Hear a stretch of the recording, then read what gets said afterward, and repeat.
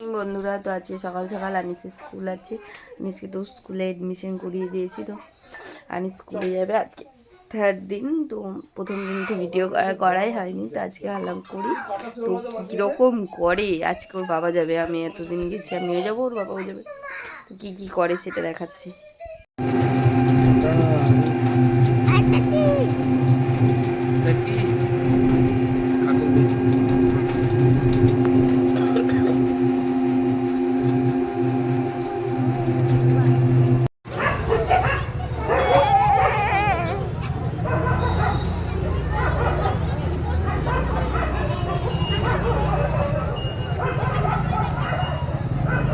স্কুলে যাবি না